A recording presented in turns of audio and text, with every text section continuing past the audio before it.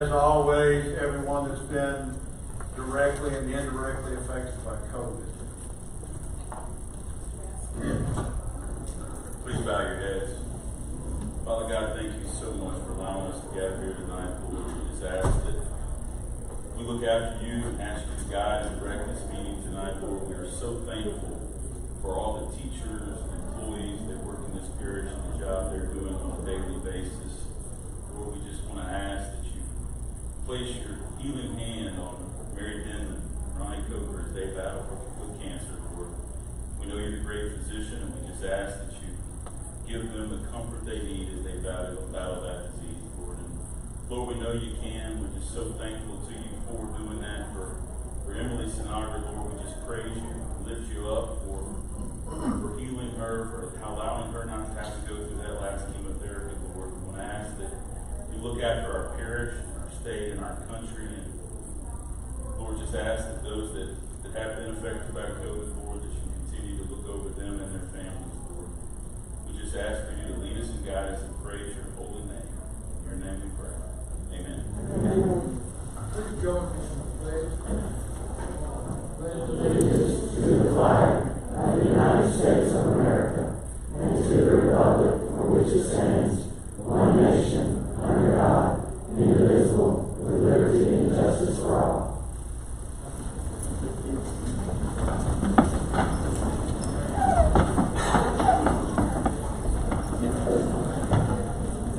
It is so great to have the full board around the shoot tonight. We have Mr. Harvey that's up in the balcony still, so glad to see you. Didn't expect you tonight after your surgery. Glad you're doing well.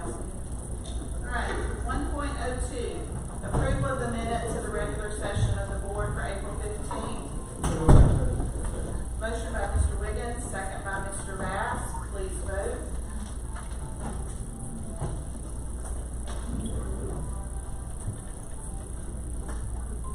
Motion passes. Approval of the agenda for the regular session of the board for May 6, 2021. So moved. Second. Moved by Mr. Cheatham, second by Mr. Newman. Please vote.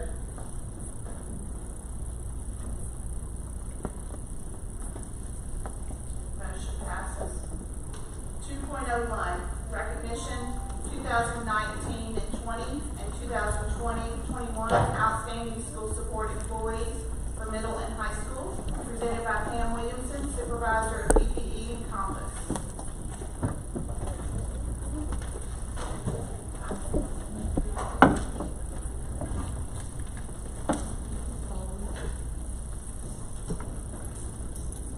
Madam President, Superintendent Downey, and members of the board, it is an honor to present to you our middle and high school 2019-2020-21 outstanding school support employees.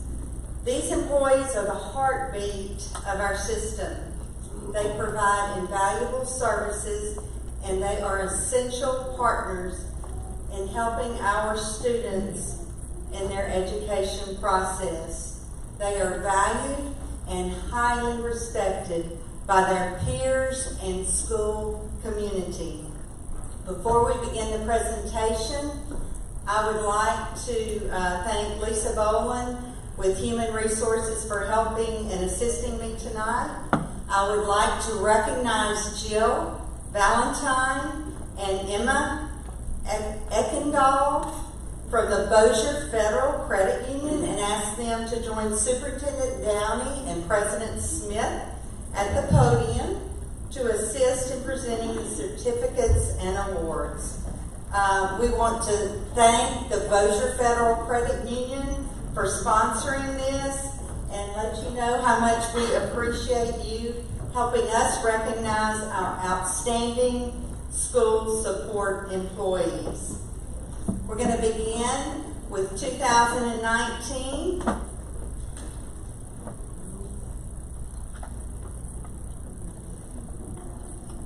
Okay, let's begin. We're going to, in Benton Intermediate, we had 2020-21. They're not in attendance tonight, but it's Cheryl Ryder. Benton Middle, we have 2019-20, Amy McKinney.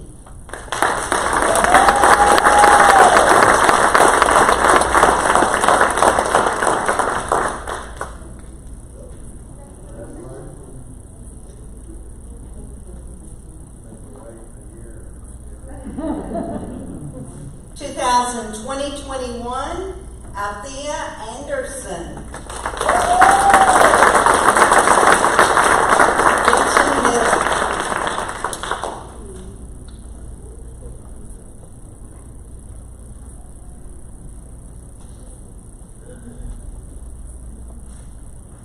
Cope Middle for 2019-20 is Kathy Kill, and she is not present tonight. But we have 2020-21 Carrie Smith.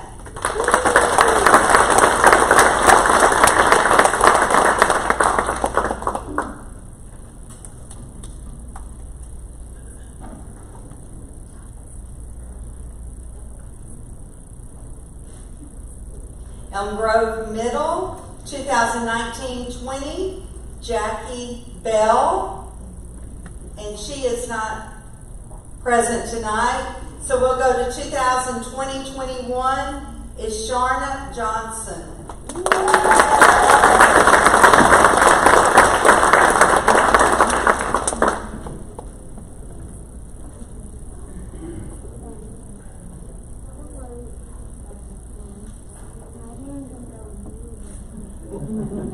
Green Acres Middle, 2019-20 is Shonda Volson.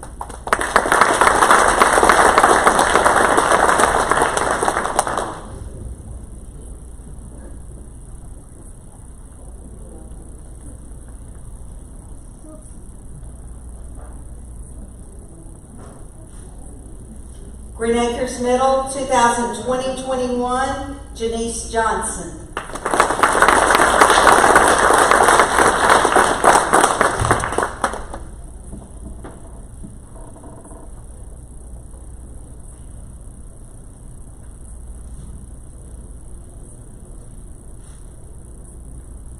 Houghton Middle, we have 2019-20, Lauren Wilcox, which is not with us tonight. In 2020-21, Terrence Hicks, and he is not with us tonight. Russian Middle, we have 2019-20, Archie Gilliard.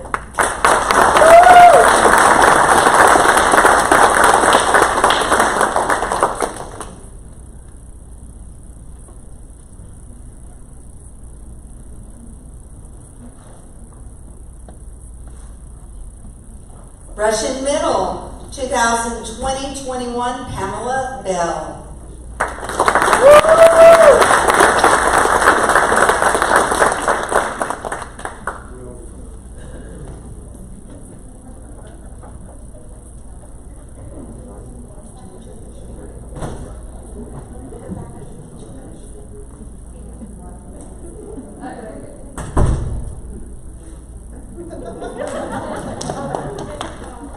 Maryland High School, 2019-20, we have Jennifer Engelke, and she is not present tonight, but 2020-21, we have Teresa Johnson.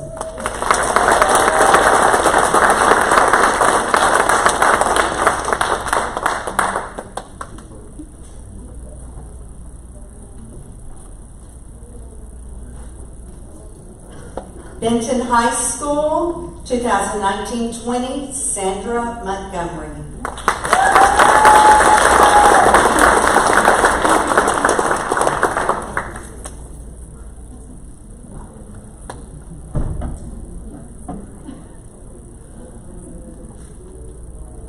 Benton High School, 2020-21, Tommy Smith.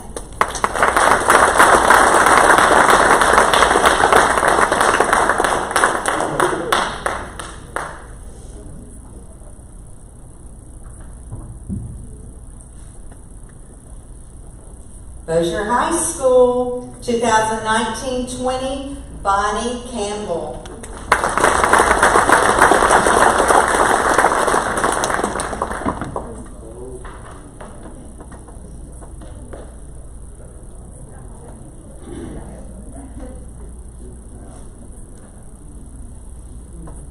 Bossier High School, 2020-21, Orlando Meridian.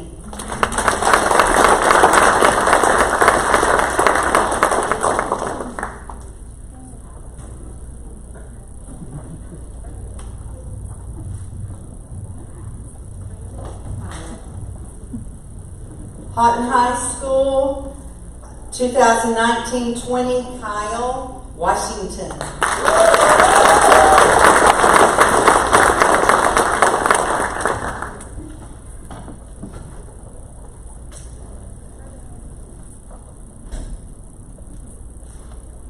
Houghton High School, 2020-21, Ann Williams.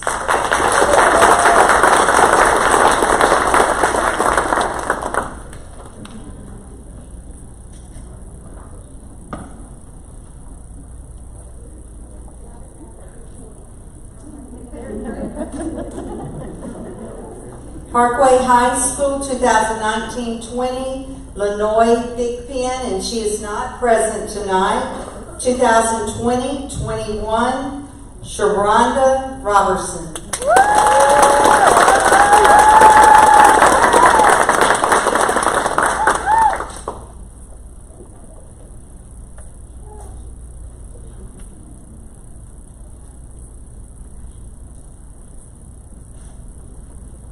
Plain Dealing High School, 2019-20, Sheila Johnson.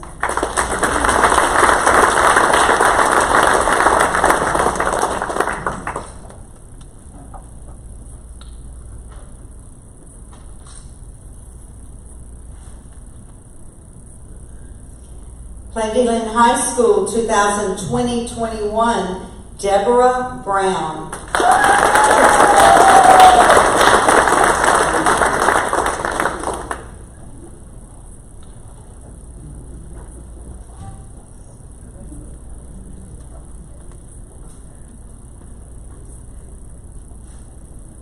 Bossier Parish School of Technology and Innovative Learning, 2019-20 is Stephanie Doty, and she's not present tonight. 2020-21 is Brandy McCoy, and she is not present with us tonight. We also have Butler Educational Complex, 2019-20. Beatrice Brown is not with us tonight. In 2020-21, Shannon Ashley, and she is not with us tonight. So at this time, I would like to recognize our district winners. We will begin with our middle school. The 2019-20 Outstanding Middle School Support Employee is Shonda Volson, Green Acres Middle School.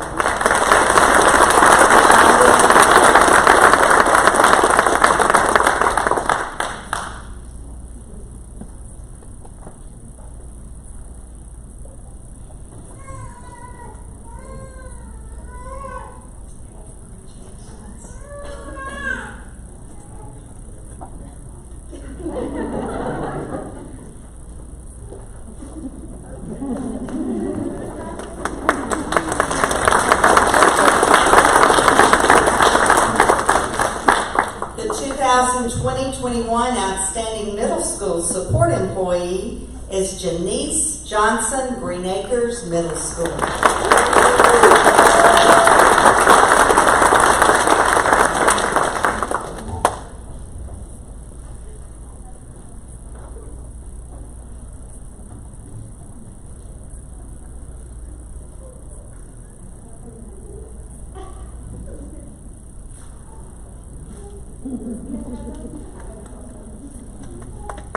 The 2019-20 Outstanding High School Support Employee is Sheila Johnson, Plain Dealing High School.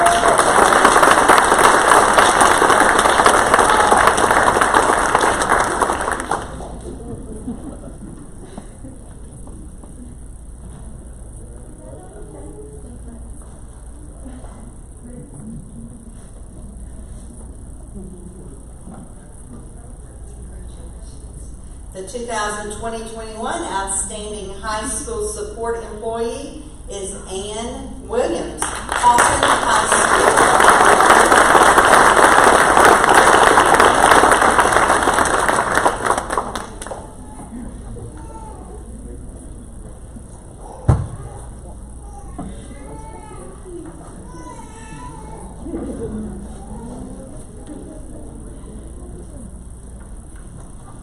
Thank you again, and give them another hand of applause.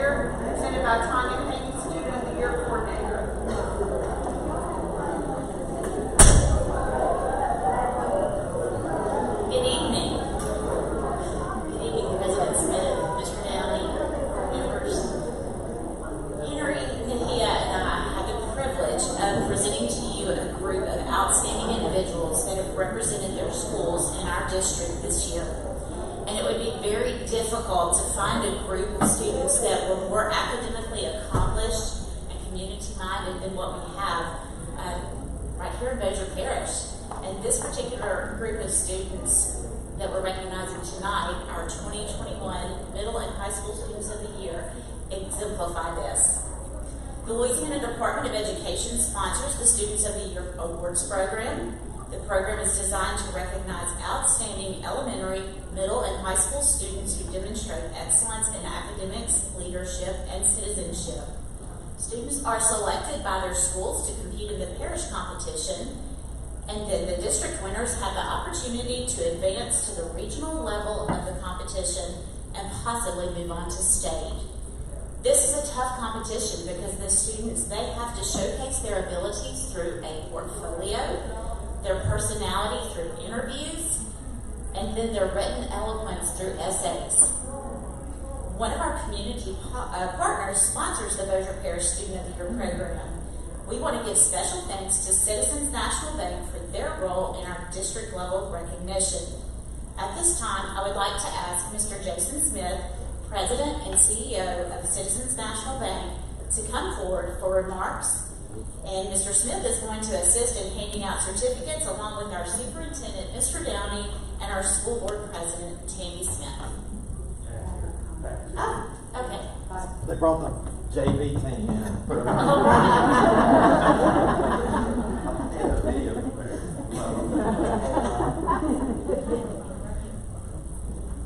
My name is Pat McConaughey. I'm with Citizens National Bank. I've been with the bank for 24 years. Bossier Parish Schools is very special to my heart because my father was the superintendent of schools many years ago, retired in 1983. Both my brothers, Mike and Bill McConaughey, both coached and taught in the Bossier Parish Schools. My sister, Melinda Guest, was a long-term teacher and now a facilitator with Bossier Parish Schools. And my wife is a 21 years speech and language pathologist and now a coordinator with Bossier Parish Schools. I grew up in the schools. I went to Apollo, into Green Acres, and into Airline High School. So Citizens National Bank and the Bossier Parish School Board have a long-lasting relationship, and it's an honor for us to be here tonight to present these awards to these fine, upstanding citizens that have worked so hard and have achieved so much, and we look forward to see where they go from here.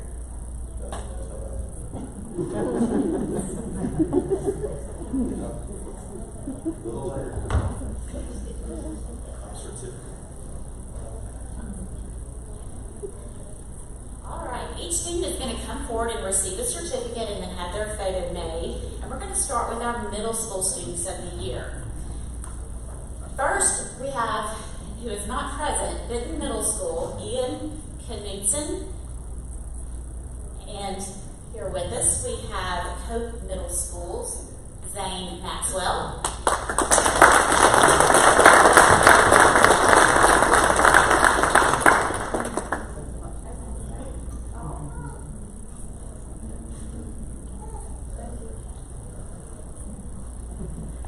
From Elm Grove Middle School, Gavin Farrington.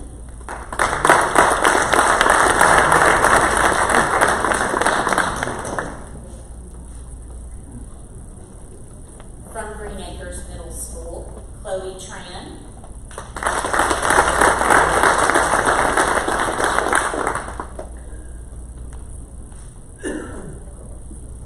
Representing Plain Dealing, Katie Green.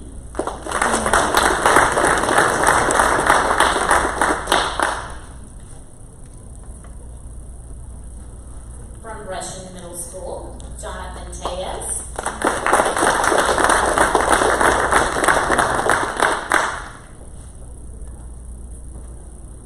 And from Houghton Middle School, Kylie Small.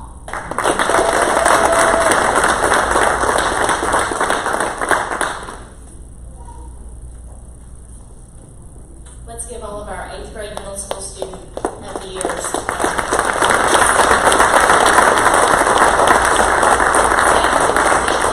To head on back to the library. Thank you. Now we're going to recognize our high school students of the year. From Plain Dealing High School, Jonathan Stiles.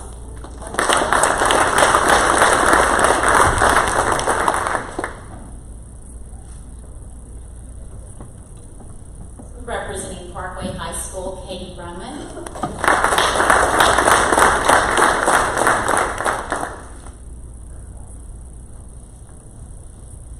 From Houghton High School, George Allen.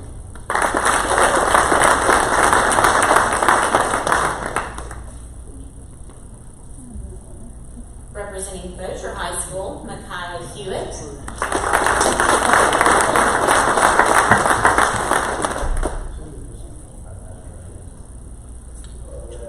From Benton High School, Evan Bonar.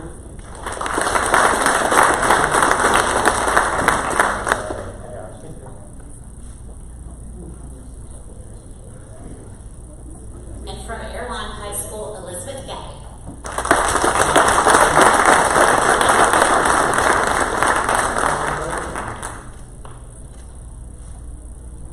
Okay, join me in congratulating this outstanding group of seniors. I know you're really excited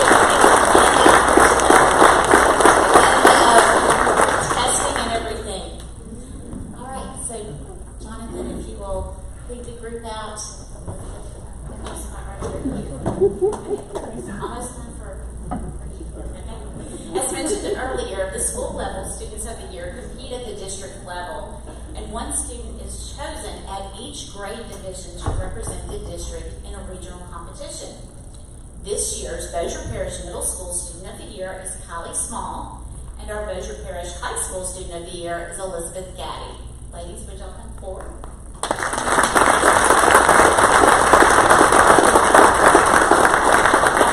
Bossier Parish Schools, Mr. Downey will present a plaque to Kylie and Elizabeth, recognizing their selection as the district winners.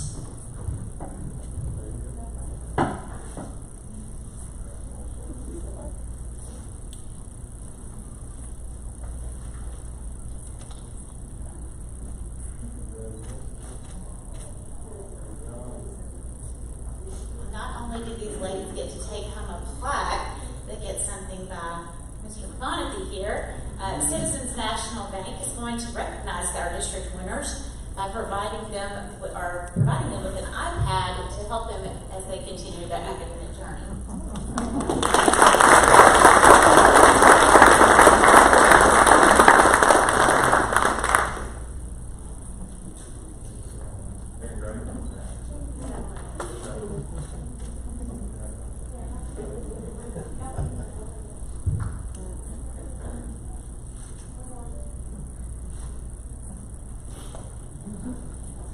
Congratulations once again, ladies.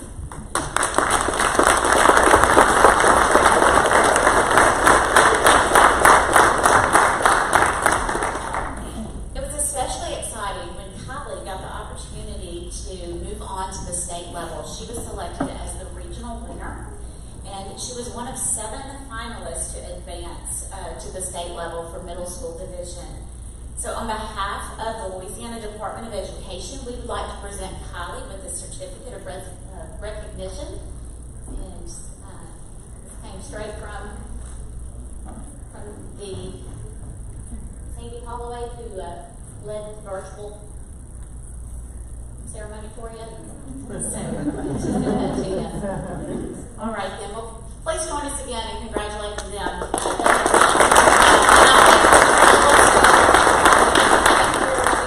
Earlier this evening, these tables were out, and we just were trying to make sure that we could stay socially distanced. But thank you very much.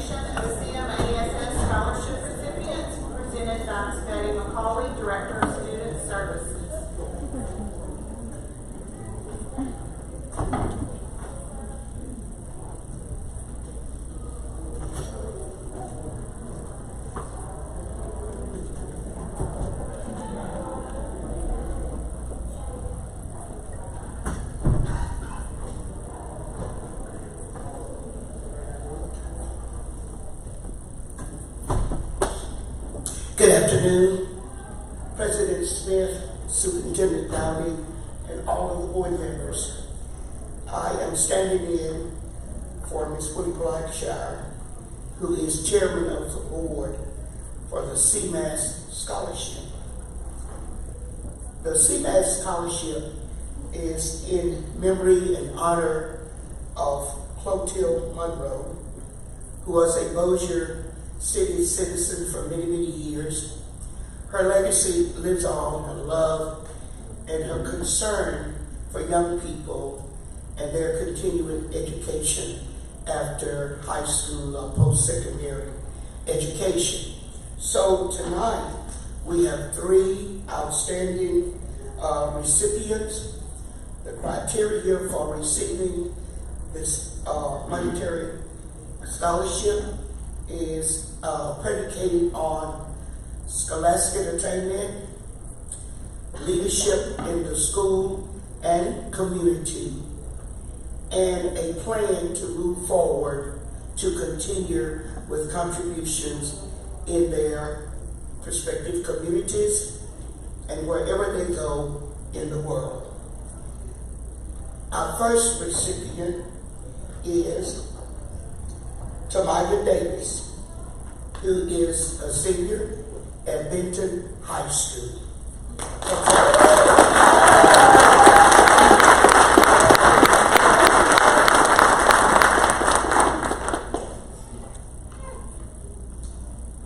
Tamaya receives a scholarship as well as instructions for receiving her financial contribution. It says CMAS Scholarship Foundation presents this certificate of congratulations to Tamaya Davis, Benton High School, for academic excellence and community service in the amount of $1,000 for 4 years. Congratulations.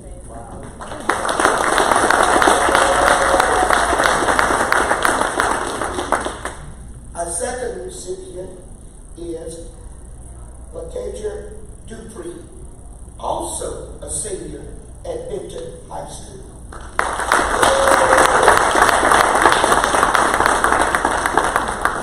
Your certificate is to say, congratulations to you, our Benton High School senior, for academic excellence and community service in the amount of $1,000 for 4 years.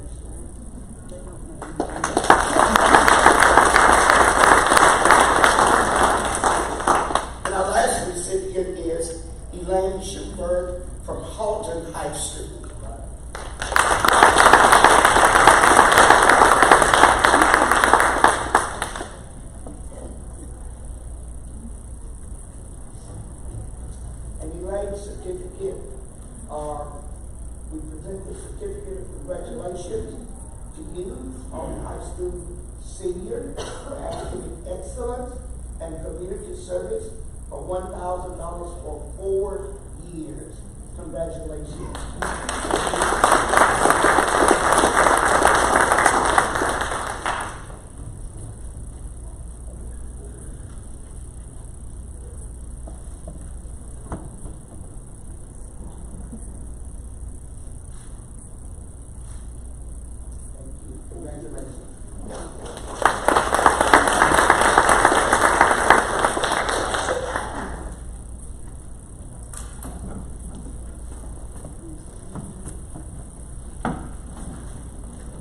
Thank you, Ms. McCollum. 2.04, recognition, newly appointed administrators presented by Superintendent Downey. Thank you, President Smith. We have two that we'd like to recognize tonight. The first is the new principal at the Bossier Parish School for Technology and Innovative Learning. Her name is Amy Washington. She's been an educator for 18 years, 17 of those at Bossier Parish. The first 13 years were spent teaching science at Bossier High School. She has been serving as an administrative assistant at Bibstel for the last 4 years. She is married to Cedric Washington, and together they have 3 children, Lauren, Ava, and Eli. Miss Amy Washington.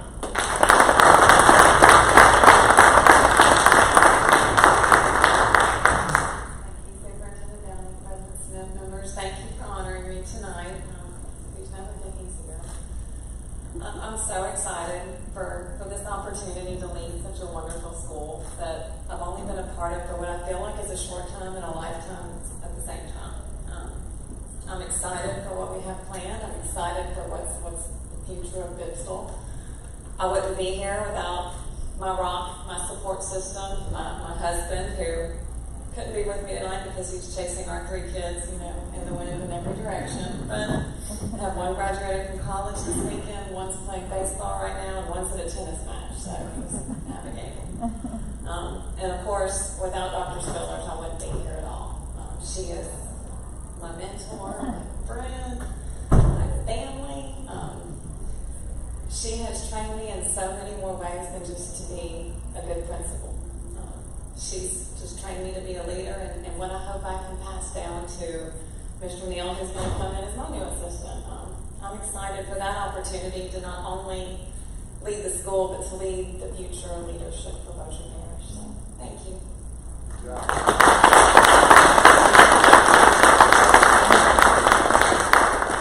Our second honoree is the new principal at T.L. Rhodes Elementary. She's had 28 years experience in elementary education. Began in Bossier Parish at Bel Air, then at Stockwell. She has taught grades K through 2. She has served as Platt for the last 12 years, where she was a curriculum coach for 3 before being appointed as assistant principal for the last 9. Has been Halton is her home. She looks forward to serving the Halton community as the new principal of T.L. Rhodes Elementary, Miss Stephanie Cockrell.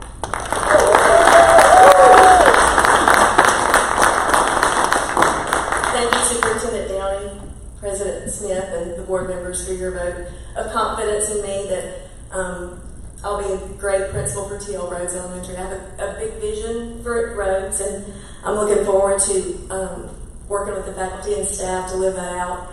I really see Rhodes as a shining star for Bossier Parish for early childhood education, and I really am pumped about being there and excited.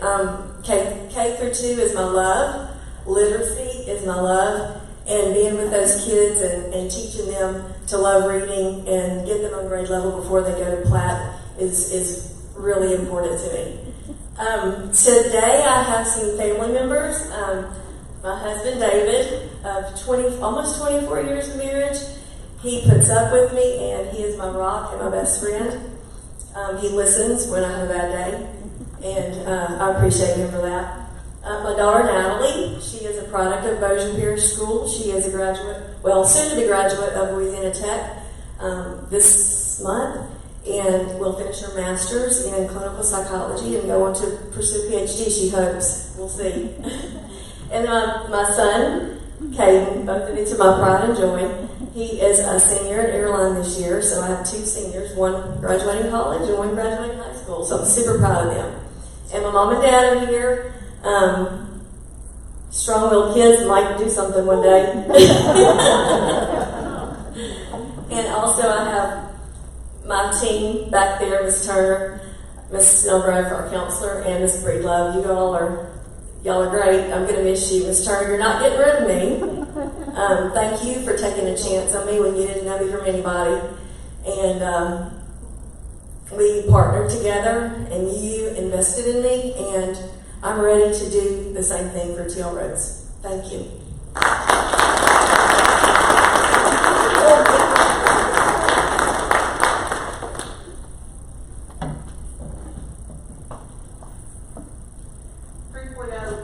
Request presentation of the financial and single audit report for the Bossier Parish School Board and the AUP report for the Bossier Educational Excellence Fund, presented by Alan Green Williamson.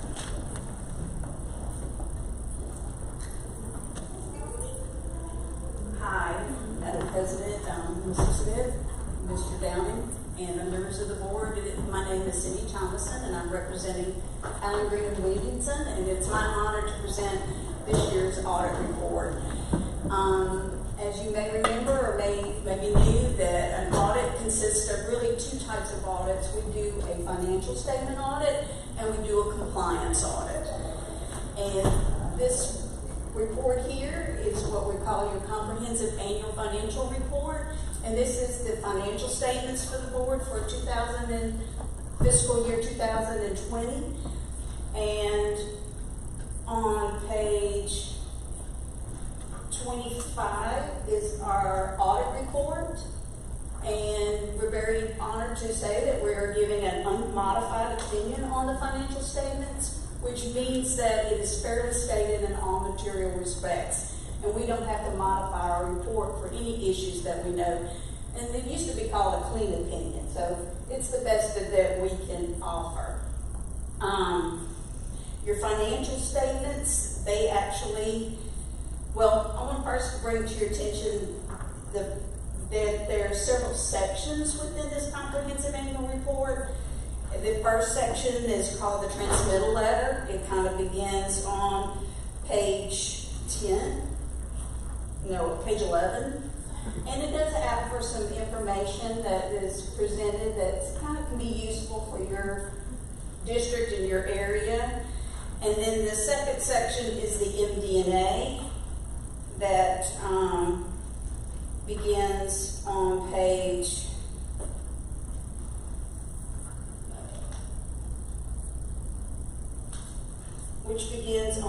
30. We won't discuss it, but it does have a lot of the financial highlights that occurred during fiscal year 20.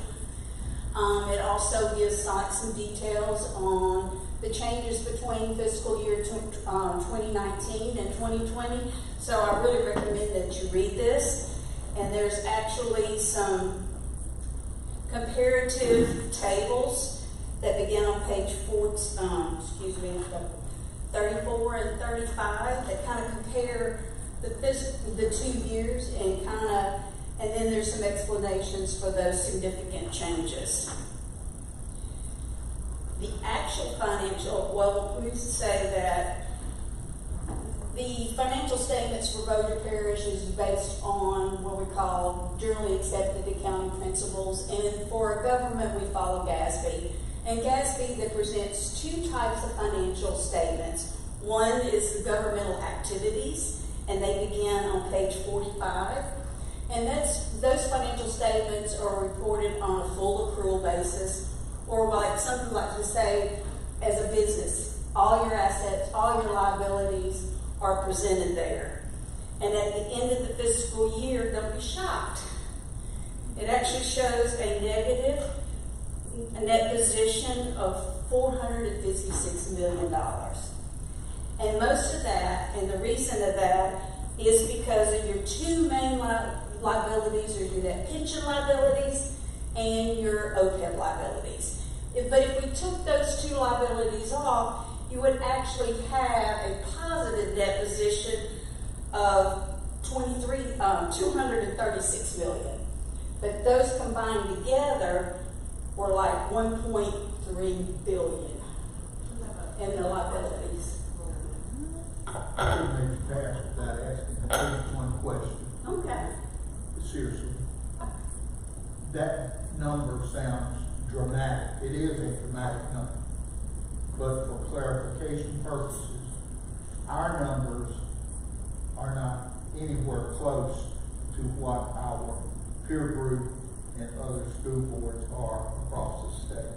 I can't really say for the OPEB liability because, you know, you're unique in the fact that you're self-insured and, you know, it's unique, and it's also based on the number of employees you have, their length of experience, and the number of retirees that are actually on your health care plan. You know, because your the OPEB liability is basically based on projections of what your current employees have earned in benefits today and what your retirees will receive until they no longer need health care. So yes, it is large. And this year you did have a new OPEB study done by a new actuary, and it did increase your the liability to almost $1 billion.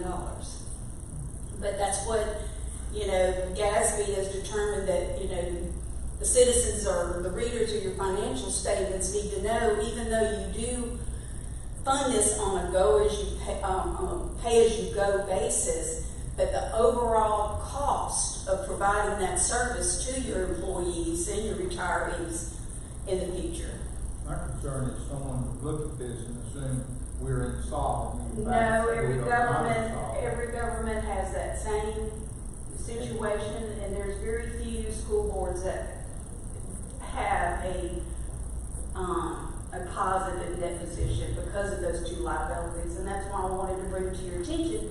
If you didn't have this, if you were strictly on a go-as-you-pay basis, then you would not have this deficit in that position. Thank you, ma'am. Your other large balance sheet accounts is your capital assets, and there's some good note information on page 74 that shows that the school board has $276 million in assets. That's net of accumulated appreciation that the school board has available to provide its services to its students, teachers, and other, you know, the facilities. The other one that is very informational is your long-term debt, and on page 86, that just kind of shows you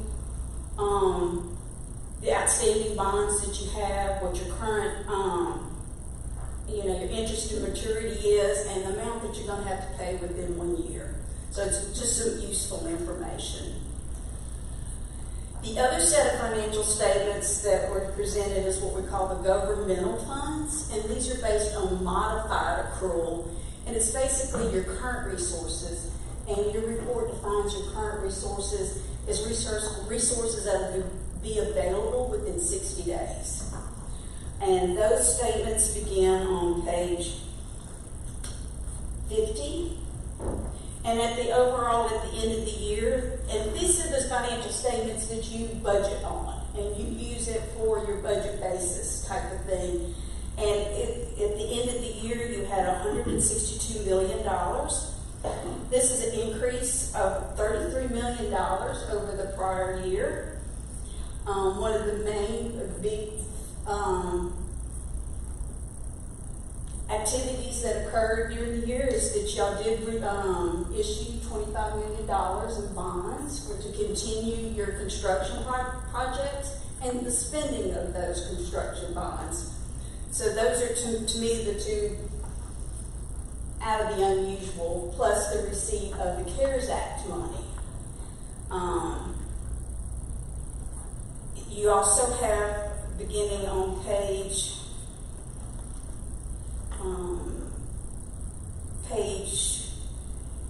59 is the financial statements for your internal service fund, and at the end of the year you had $6.8 million that's going to be available to help fund some health care claims in the future.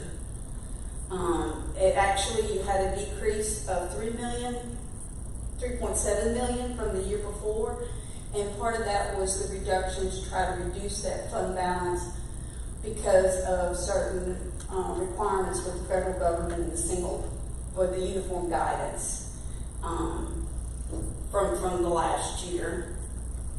And then the last type of set of financial statements you have is what we call your agency funds, and that's on page 62. And at the end of the year, the schools had almost $4.2 million in resources that are set aside for student activity funds. And if you want the details of that breakdown by each school, you can find that on page 126. Does anybody have any questions? I was just kind of hitting the highlights, but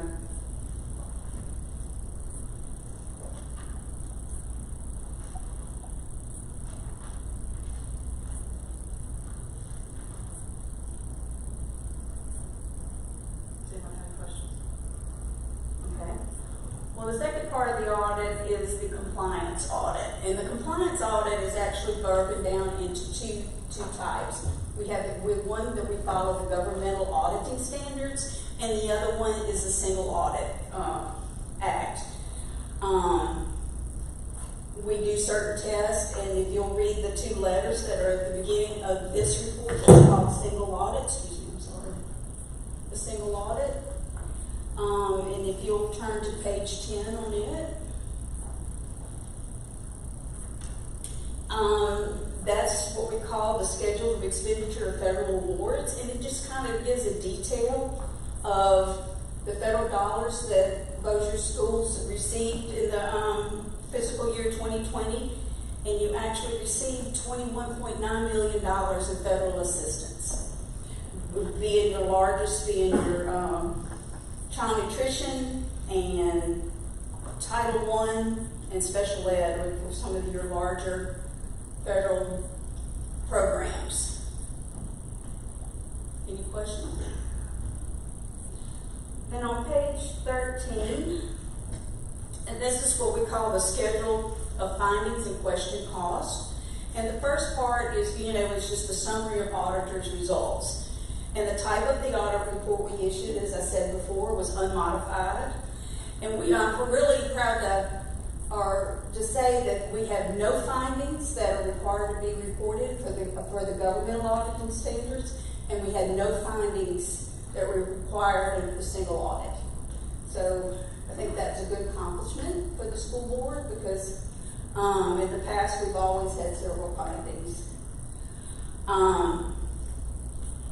There was one little management letter item that you can be found on page 17. I won't go over it. These are just some things that were required to be reported by the legislative auditor, and just one little residual item that we noted that wasn't quite clear, so we couldn't kind of get rid of it, but it wasn't significant that it would have to be a management, finding or anything like that. And then we also do some agreed upon procedures for the Bossier procedures that is at the very end of the report, and we found no exceptions with it. And then the other part of what we do, we also do some agreed upon procedures for the BEEF, the Bossier Excellence Fund, and we have to test to make sure you comply with the laws that were related to the receipt of those casino funds. And of course, we found no exceptions. Any questions? I am available. My phone number is listed on any of the letterhead within these reports, and you feel free to call me if you have any questions or any concerns. Questions? Oh, I needed Jeanette. Isn't it great? Alicia put this together, and it was from the arts. The students, the I3 submissions. Sonia helped put that together of the student artwork. And you just need to go through every section and nothing else to see that they are.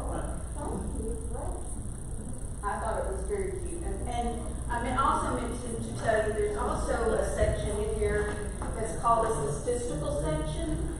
And it's pretty much, it has a lot of data for the school board for the last 10 years, like sales tax collections, ad valorem collections, employee statistical information as far as that. And it's very interesting if y'all, I wanted to bring it to your attention to make sure that you look at that section also. Other questions? Thank you. I'll just make a comment. Ms. Bamberg, the proof is in the pudding. We knew you did a great job, and now they validated that. Thank you to you and your staff.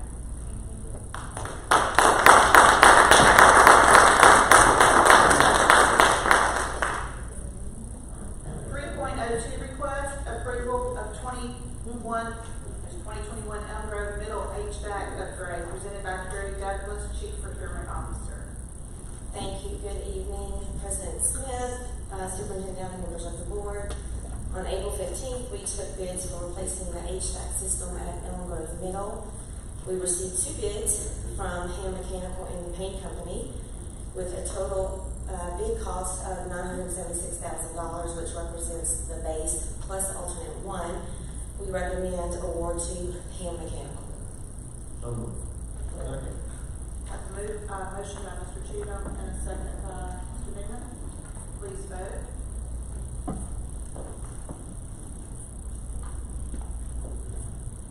Madam President, if I could make a comment real quick. Yes.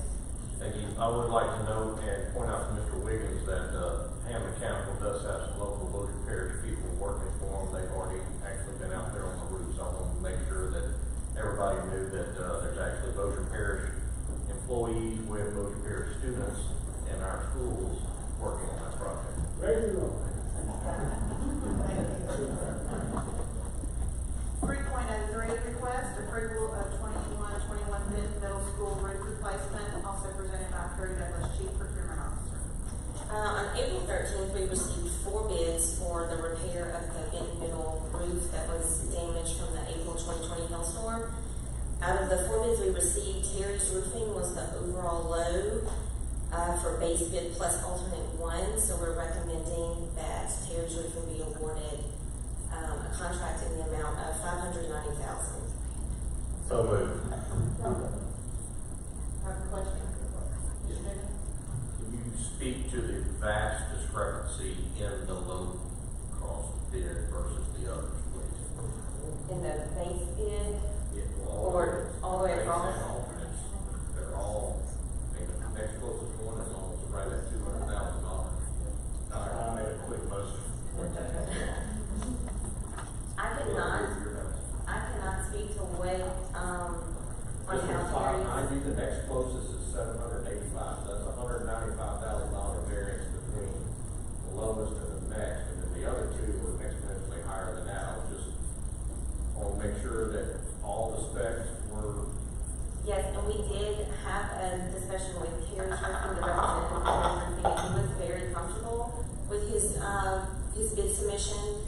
And further, every bidder has 48 hours to withdraw their bid after bid opening if they find that they made an error, and he chose to stand by it.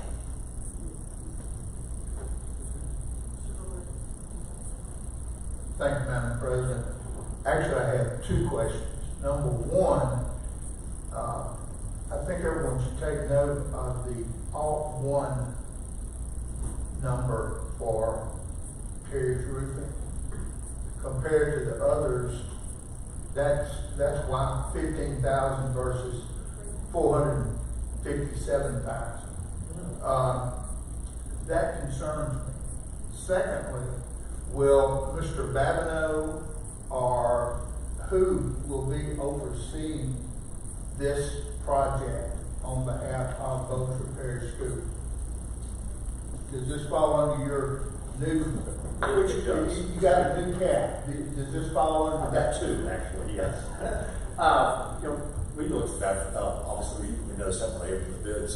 I had a brief conversation, and I think they were just playing a numbers game. I think they looked at the roof and saw the condition and realized that they had a good chance to get alternate 1 in there. And so they just ran their numbers a little bit differently. I think that's really what it amounted to. They're a local company. They've done quite a bit of work for you. They finished the roof on Benton High School a couple of years ago. So I'm not concerned about it.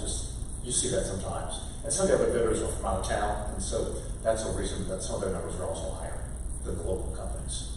But we can depend on you to keep a close eye on this one. Thank you, sir. Thank you, ma'am.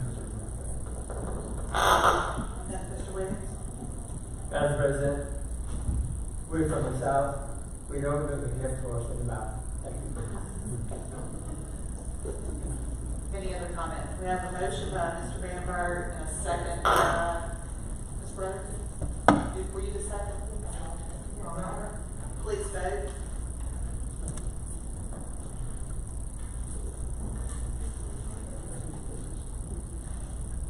Motion passes. Thank you, Ms. Douglas. 3.04, request for discuss and/or consider Sierra Fraxion's request for a letter to the Louisiana Board of Commerce and Industry relative to its 2017 ITEP application, presented by myself and John Dice Anderson Seals. Mr. Dice? Yes, ma'am. I'm right here. I'm right here. Okay. I'll let you begin on this one. Thank you, President Smith, members of the board. The folks from Sierra Frac are here, their attorney, Ms. Angie Adolph from Baton Rouge. I'm going to give you an overview, and Sierra would like to make a brief presentation. I'll tell you the facts that I know, and they will certainly correct me and clarify where it need be. Then I would like them to make whatever presentation they like, and I have some questions of them that I think would be beneficial to the board. And then when we reach the point, whatever the pleasure of the board is, if the board does not want to support the letter, that'll be the prerogative of the board. If they do want such a letter, I have a sample of one that I can read for you. But basically, Sierra comes before you tonight requesting a letter of support to the state on behalf of them revisiting their 2017 ITEP application. The police, jury, and the sheriff have issued such a letter. The application was made, there was an error in the code which resulted in the rejection of that application. Sierra is asking the director to use his discretion to grant that request for them to proceed with their 2017 application. I have shared with the Sierra folks that when I checked with the state, and this is exactly what they told me, that the first level of review has denied their request and said that it cannot proceed. And so that I report to you. And that's why they're asking to appeal to the director of the agency. So that is where we are. That's the brief overview from 30,000 feet. And I know Sierra would like to make a presentation to tell you what their request is specifically, and when they're through, if the board would indulge me, I'd like to ask a few questions to clarify some concerns that I know that the administration may have as well as the board.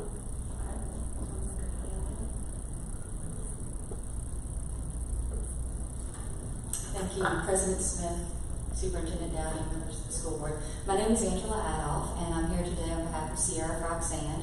And Mr. Geis did a very good job of summarizing exactly what we're here for today. Back in 2017, when Sierra Frac first came to Louisiana, they went to the Department of Economic Development FastLane online platform and attempted to enter the manufacturing information that would allow them to take advantage of the industrial tax exemption program. The platform has a limited number of manufacturing codes, the NAICS codes, and Sierra Frac's code is mining and beneficiation. And if any of you are familiar with natural gas, when wet gas comes out, it has to be further processed to take out the ethanes, the butanes, the propanes, and the like. And that's processing under the economic development rules. And so it qualifies as manufacturing. However, that particular code is not one of the ones that is already pre-admitted or pre-listed in the Department of Economic Development platform. Now, back in the day when we submitted paper forms, it was very simple. You simply described what your manufacturing process was. you gave your code, and then there was a person who reviewed it, and there was that opportunity to call back, have some discussions and dialogue, and fix the problem on the front end. But with an online platform, if you don't have the right number, I mean, anyone who's ever tried to buy anything online knows if you don't have the code filled in or the field filled in accurately, it's not going to go in. And that's what happened here. Now, we recognize a lot of time has gone by, absolutely. But what we're hoping is to be able to go back to Secretary Pearson, and the rules do provide that he has the discretion to allow correction of an advance notification. And so we are going to ask him to exercise his discretion, considering the fact that Sierra Frac has done everything that anyone would ask of a manufacturer coming to Louisiana in terms of hiring employees, payroll, contributions to the economy, etc., contributions to the community. I know we've provided some financial information to Mr. Geis, and I believe he forwarded it to your CFO, and I believe Mrs. Amrick from Sierra Frac also met with someone. And over the last several years, the school board alone has gotten almost $800,000 in sales tax because the company collects tax from its customers, but then it also pays sales tax. So in terms of sales and purchases, it has contributed over $800,000 just to the school board over these years. Now, understand that we readily admit that this is a steep hill to climb with Mr. Pearson. We know that. But we're hoping that you will at least give us a letter of support that you don't object to our trying to start this steep hill, and that if Mr. Pearson approves the correction, we will be under the 2017 rules, which means that the application will come back to you first to determine whether or not, if you decide you want to grant any amount of exemption, you will have that opportunity to do so before it goes any farther in the administrative process. So we recognize that we're under the 2017 rules and that it will come back to you. We recognize it is a steep hill to climb, but we also hope that, given the fact that the other jurisdictions have not objected to our starting this process, that you will also agree to that, because we do think that it matters. It will matter to Secretary Pearson to know that the jurisdictions don't object to his considering it. I think that the situation is fairly unique because the code itself has manufacturing embedded in it, and that maybe Louisiana doesn't have any other manufacturers who have done this sort of process, and perhaps it's time to update those codes. And that recognizing that you don't want to penalize companies, because a company shouldn't have to come to the state and know that they have to hire lawyers, hire consultants, hire all sorts of people just to figure out how to take advantage of the same benefits that are made available to everybody else. Their competitors have these exemptions, they don't, and we're just trying to level the playing field here. And again, we recognize that and want to make sure that everybody here understands that this is not a decision on the term of the exemption or the amount of the exemption. This is only a blessing for us to go forward and ask for the opportunity to start the process. I'd be happy to entertain any questions that you'll have. May I start? I think what I'd like to do is start with Mr. Geis first. Okay. I have just a few. You indicated that this would be under the 2017 rules. That's correct. How are the current rules different than those of 2017? In 2017, taxpayers were required to get approvals from the police jury, the sheriff, and the school board prior to applying for the ITEC exemption. In 2018, the rules were changed, and the initial process went back to what it was pre-executive order, which is essentially that the department would make the initial decision. The Board of Commerce and Industry, if they approved it, it would then come to y'all for basically a thumbs up or a thumbs down. So we are not asking for that. We're asking to be under the original rules, or the 2017 rules, which required y'all to decide on the front end what, if any, exemption would be granted and what the term of that exemption would be. So when it comes under your proposal, if it comes back to the board, if the board disagrees with that proposal, will it be thumbs down, or will the director or the board ultimately get to make that decision? I think the way that it would work is that your millage would not be part of any exemption. I think that's the way that they were handling it in 2017, is that your millage would simply not be exempt. So the full amount of tax would be collected. So there have been taxes paid, some under protest, but nonetheless paid between 2017 to present. If this were allowed to proceed and ultimately be approved, would the board have to return, rebate, or otherwise offset any of the monies it's received already? No, absolutely not. Whenever there is a late application with the Board of Commerce and Industry, typically what they do is lock off years of exemption at the end. We would ask them to consider these years locked off on the front end, but there will never be any effort to recoup, recover, refund, take back, recapture, nothing. If you could address the length of the exemption that would be requested and when it would start, would you say, okay, we're going to request the exemption from 2021 forward for X number of years, or will it be the length of time start running in 2017? It would start, I think, under the regular rules in effect. It would start, the exemption would start with the year after the property went into service. And my understanding is that these assets went into service, I think, in 2019. So the exemption would start to run the following 2019. So the exemption would run from 2020. If it was a 10-year exemption, would run from 2020 to 2030. But like I said, we would ask that the first several years of this, be locked off. So you wouldn't have the 10 years. You would have the 7 years. There was some indication that Sierra had asked or applied for a pilot program, and some of the members had asked, why didn't they go forward with the pilot? What's the status of the pilot? If you could address that issue. Absolutely. So when the governor issued the executive order, there was a lot more interest in pilots, which is a payment in lieu of taxes. And in Louisiana, the only way to do a pilot is to transfer ownership of the assets to a tax-exempt entity. And then the assets are not subject to tax, but in exchange for that, the taxpayer makes usually an administrative payment to the entity that takes ownership in the form of a rent or administrative fee. And in addition, they make a payment that is in lieu of the tax. It is a negotiated payment. In this case, the pilot terms only covered land, and the pilot amount was, and I can explain it this way. With assessed value, you apply your millage to the assessed value, and that's how you determine what your amount of tax is. The pilot provided for a percentage of assessed value. So if you assume that the land was assessed at $150,000, the first year the payment would be 10% of $150,000. The second year it would be 20%, 30% for 10 years. The problem is with the math, because under the millage that you currently have, the tax payment on $150,000 of assessed value is about $19,000.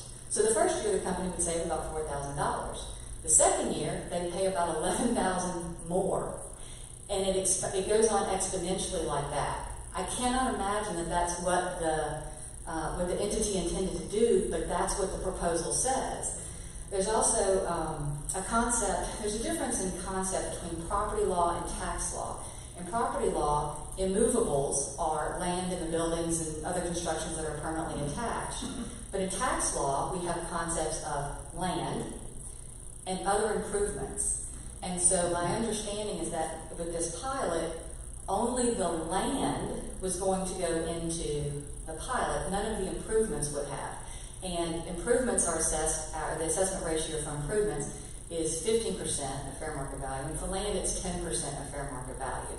So there's a very long way of my saying it was not a very good solution for the company, because it would result in the payment of more taxes on land, and they would still have the full tax payment on the improvements. And I was not involved in the pilot discussions. I don't know how it got to that point, and I don't understand if there was a miscommunication in putting the term sheet together. But the problem with the term sheet is that it provides for this increasing percentage of assessed value, not tax.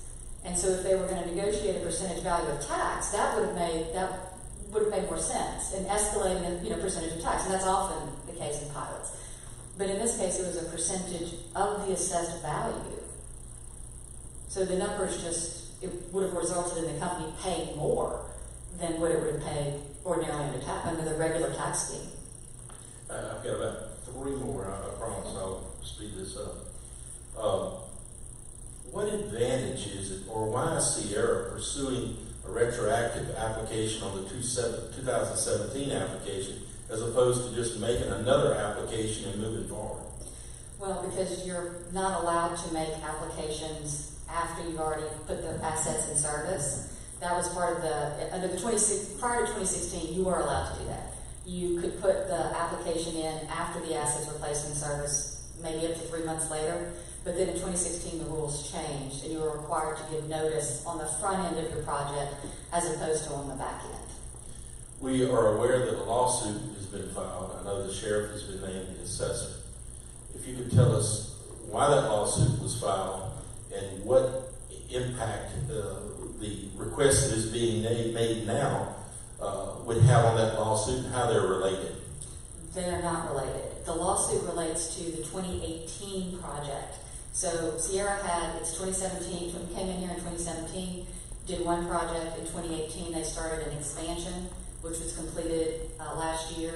And under the timing of the rules, the ITEP exemption due dates for filing a report and submitting the application do not sync up with the dates for submitting taxes and the tax bills. So what happens is you get your tax bill, and in this case the tax bill included those 2018 assets that presumably will be exempt. There's no question that the application was turned in on time, everything was done correctly. There's no expectation that there will be any problem with that, but the problem is that those assets were part of the 2020 tax bill. And so they paid that under protest to preserve their rights, because there's also a statute it's not a statute, it's a rule that says that you can't get the exemption when you pay the taxes, which is why we have to ask for the retroactive correction for the 2017. But they don't overlap, and the expectation is that the 2018 application was submitted in March. We did not get it in time to be on the April Board of Commerce and Industry agenda, so it'll be on the June agenda. And every expectation is that it will be granted. At that point, it'll follow the regular 2018 rule process, which means it'll come back to y'all for a thumbs up or thumbs down. At that point, whatever the percentage of the exemption is will be calculated by the assessor, and that percentage of tax will be, I guess there'll be a correction to the roll or a change order with the Louisiana Tax Commission. At that point, whatever portion of those taxes that are due under the revised assessment will be released from escrow, and the rest will be refunded. In the information which you received from your client and then provided to me, I just want to confirm that it looks like there are 30 some odd employees, 10 of whom are Bossier Parish residents. You heard the discussion and the joy that we had some Bossier Parish roofers there, and so I want to follow and make sure that my representation to the board is correct, that you have 10 Bossier Parish employees. I'm very pleased to advise that you're incorrect. We have 12 Bossier Parish employees. There are 15 from Caddo and 1 from DeSoto. Those are the questions, board members, that I had raised in visiting with Ms. Bamberg and Mr. Downey. I certainly know you may have some as well, but I'll turn it over to you. Mr. David? Yes, you made reference to a financial impact analysis. Can we get that? Never seen it. Would like to look at it. And Oh, absolutely. The sales tax analysis. Yep, do you have it, Lindsay? We actually have copies of all that, so we can provide that to you.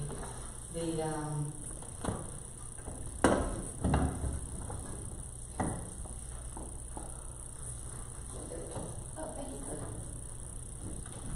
Our very own Vanna White. So this is the sales tax. The property tax, I think, is $70,000 on the land and $240 on the plant, the different plant manufacturing facilities. So we did. Kip was able to extrapolate out of here based on your portion of the sales tax collected, and the highlighted portion is yours. So if you add up So far, actually, it looks pretty good for 2021. They're having a banner year.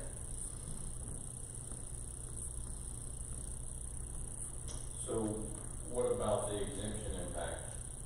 The exemption would amount to about $100,000 a year to you for your millage.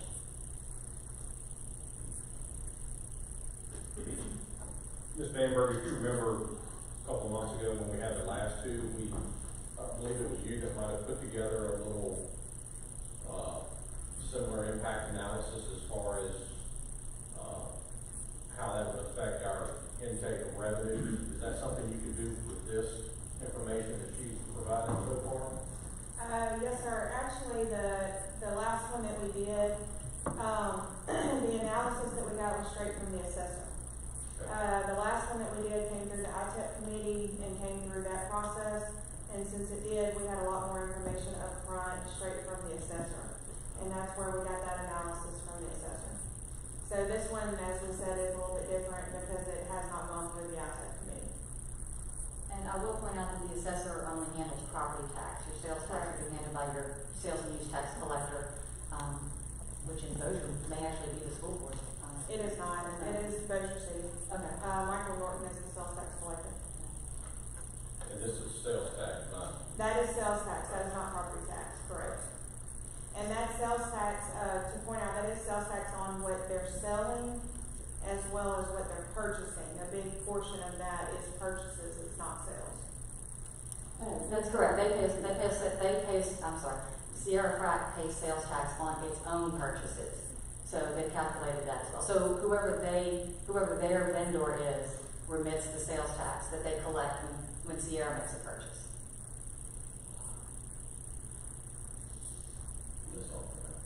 Mr. Ward? Thank you, Madam President. I have several questions for you. First of all, could you cite this exception whereby Secretary Pearson can override the policies and rules and allow for reconsideration of this ITEP application? Yes. If you'll give me just a minute, I will find that citation for you. Thank you.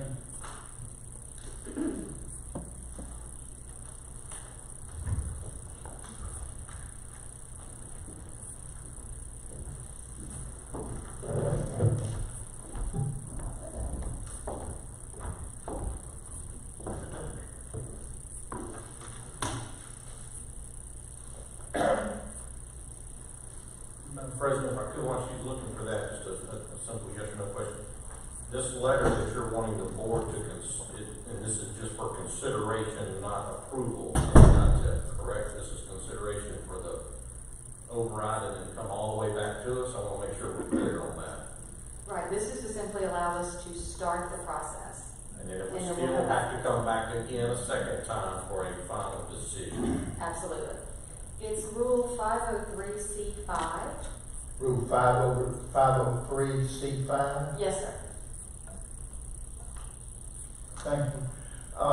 You made a comment when you were talking about the classifications of wet gas, talking about mining and wet gas. Are they, I'm sorry, I didn't follow you there. This has nothing to do with wet gas, does it? No, sir. I was simply making the comparison because when gas is extracted from the ground, it typically is what they call wet gas, which means that it has other heavy that condensate. And so part of the manufacturing of natural gas is to take those out. It's a further processing because pipelines have different certifications for how wet the gas is allowed to be.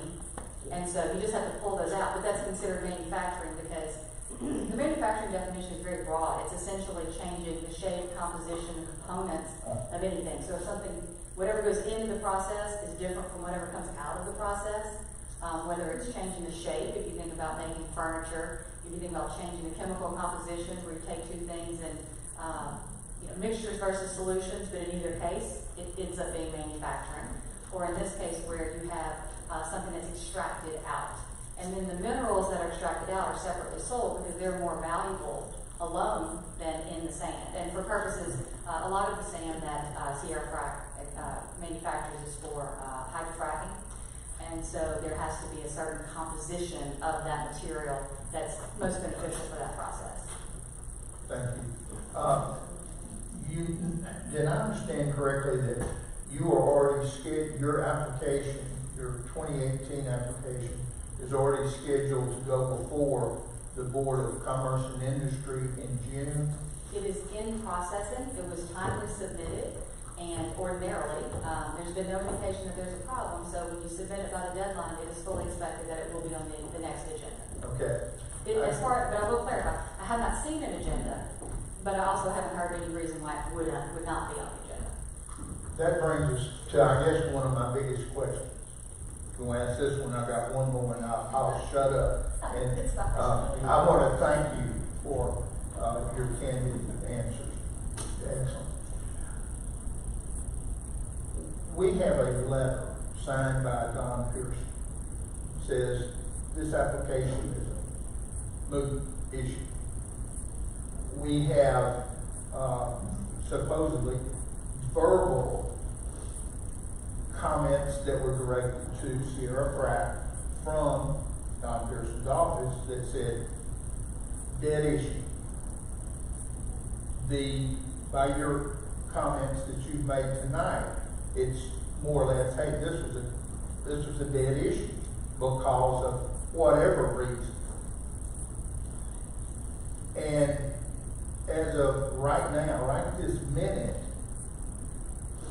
I've heard nothing that says that has changed other than the fact you want a letter from us that may or may not compel Secretary Pearson to exert his official authority and bypass and resurrect this application. But that hadn't happened. But yet it's already going before a board for consideration and approval. Those are different applications. The thing that we're asking Mr. Pearson for, or we propose to ask Mr. Pearson for, relates solely to the 2017 project. It's the 2018 project that will be up on the agenda in June. So nothing that we will be asking him about will have anything to do with that. Okay, now are you asking for a letter for 2017 or 2018? 2017. Okay, and then 2018 will come back to us, is that correct? Yes, sir. And I understand that you have yet another application in process right now for an expansion, proposed expansion. There may be, no. It's the 2018, the 2017, the 2018. That's all there is, 2017, okay. Possibly there was. We have an application with the Corps to dredge the river. No, this, I'd understood that there was, an advance notice or something. Well, they have a term for it. That is the correct term, but I'm not aware of an advance notification other than 2018 and the 2017. Can I explain the difference? But no, at the time that Mr. Pearson issued that letter, no one had requested him to exercise his discretion. No one had pointed out to him that the next code that the company had included manufacturing. And so at this point, for whatever reason, and I recognize that this probably should have been done back then. It wasn't, but we're asking him to give us the opportunity to present the information, to weigh it fairly, and to let us know what he thinks. So, realistically, there may be 2 ITEF applications come back before this board for consideration and approval. Eventually, yes. The 2018 application will come back to y'all at some point, probably in the summer, because it's under the 2018 rules. So the Board of Commerce and Industry makes the decision first, and then it comes back to y'all for the thumbs up or the thumbs down. With the 2017, we would ask Secretary Pearson to exercise his discretion, at which point we would have to submit the advance notification with at that point we would have to come back to you and ask you to determine whether any exemption would be granted, and if so, the amount of the exemption, the percentage, and the term. Because the advance notification is required to attach to that the letters, the Exhibit A and Exhibit B, Exhibit A was the CEA with the Department of Economic Development, which specifies the payroll and the jobs that would be required to be maintained during the term of the exemption. So we would have to do all that on the front end. So in terms of timing, I would think you would get the 2018 application first, and then would probably get be asked to consider the 2017 application probably in the fall. I would not think that it would move any faster than that. And one final question. Mr. Geis touched on this litigation that you currently have pending, and there was a comment about there would be no refund, no reimbursement, no offsets of prior taxes paid, taxes in protest, anything. You're not asking us to refund or rebate. No, sir. But, and this is pure hearsay. Okay, let's understand, this is pure hearsay, secondhand to me. But I trust. So you know it's good. Why, it's got to be gold.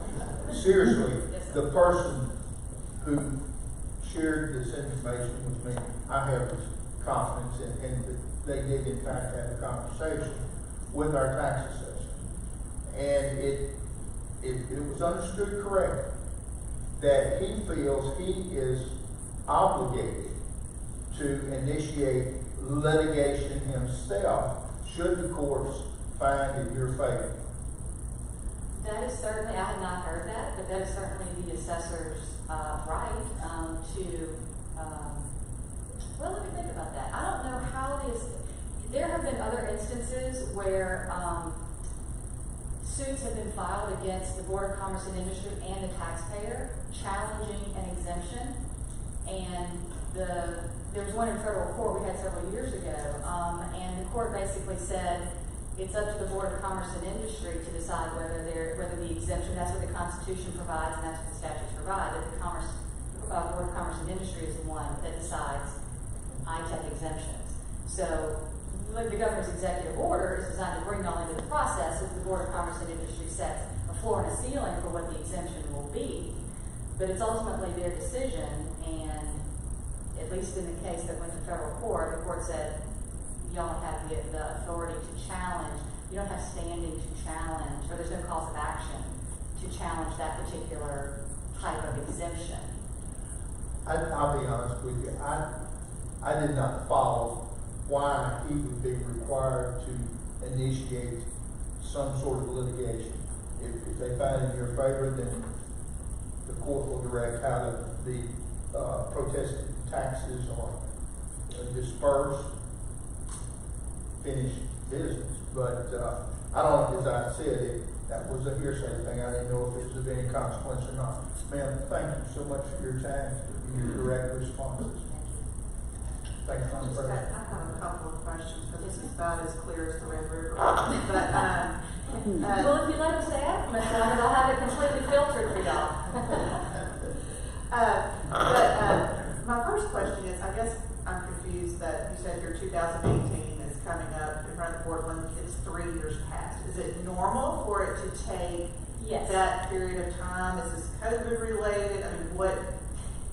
Because if that was true, then why was the 2017 approved last year in that 3-term span where it came up in front of us last year? So the 2018 application is called the 2018 application because that's the year in which the advance notification was filed. And under the 2016 executive order, companies are required to file the advance notification before they begin construction. So construction on that project took I think they filed the application at the end of 2018, so construction took every bit of 2 years. And so under the new rules, when the project is completed and the assets are placed in service, the company has 3 months after that date to file its application with the Department of Economic Development, which then reviews the application and determines whether to send it on to the Board of Commerce and Industry for approval. So it looks like, we have some clients that are still operating under 2009 contracts because they're the big, those big mega fund projects in Bossier Parish Some of them have contracts. I mean, because it takes so long to get the project from inception to place in service, ribbon cut, and start working. And so that's why those numbers look, you're right, it looks like, it's just been sitting there, but that's just the way that the process works. Okay, so it's based on the year that you give notice. Yes, going yes. to do that, and then you apply actually after the project is complete. Yes, ma'am. Okay, all right. And then, just for purposes of identification, there's a third step. There's also an affidavit of final cost and a project completion report that get filed after the whole approval process, after the governor signs the contract. So that's actually another step in the process, is that the governor does have to sign the contract. Okay. And then considering the return, rebate, and money received, Mr. Geis asked you about, your comment was, if I understood you correctly, that it's typical with late exemptions. It's my understanding that there's never been a late exemption approved in the state of Louisiana. It's a late application. So whenever you get your contract, it's for 5 years, and then you're required to come back and ask for a renewal. And oftentimes companies let the renewal date slip through the cracks. And so when they realize that they have let it slip through the cracks, they come back and they ask for a late renewal. And so it's in connection with the late renewals that the Board of Commerce and Industry lops off years of exemption. It's a penalty, for goodness sakes. Everybody should keep up with their business, and it's a penalty that they impose. And they've been fairly, I think, fairly standard about that, about how they impose it. I don't know if that answers that question.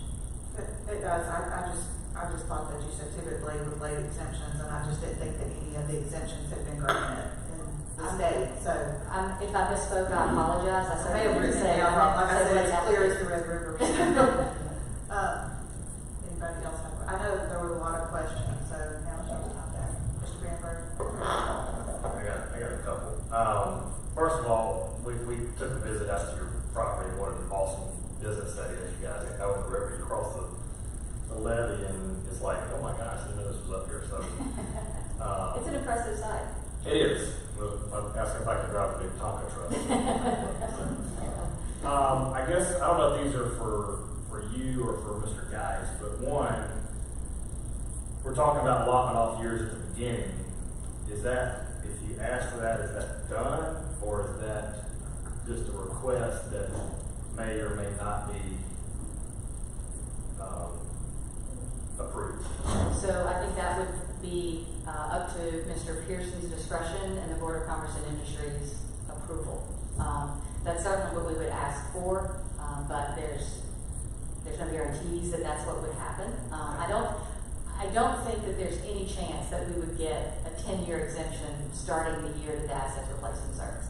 So it will certainly be less than 10 years. I think the question is how much less than 10 years. And I guess the follow-up question would be is, would we know that information when you guys came back? Yes. To say, here's how they approved it. It's lopped off at the beginning, or it's lopped off in the middle, or at the end, or? I take that back. You would not know because of the way that the process works. It comes to you to sign, to determine the term of the exemption and the percentage, and then it goes to the back to LED and then to the board. Under the 2017 rules, y'all are the starting point. But absolutely, I think that you could, and I would encourage Mr. Geis to weigh in with Mr. Pearson if he approves it, if he allows the retroactive application to condition your approval, your percentage on a certain number of years. Because that's part of what you get to decide under the 2017 rules, is the term and the percentage. So you can bake it in. So whereas you may bake in 5 years of exemption, the police jury may do 6, the sheriff may do 7, they may do 3, he may do 2. It's up to each jurisdiction to decide that under those rules. Okay. And I guess the follow-up question to that is, do we have, when it comes back to this board for an exemption, do we have final say-so, or can we be overruled by, I know we have a board that meets together, that Nisha sits on, with the other entities that are involved. Is that just to send a recommendation back to us, or? It goes from the state, it'll go back to the ITEC committee, which is the one I sit on, the different jurisdictions, or a representative from the school board, really. That comes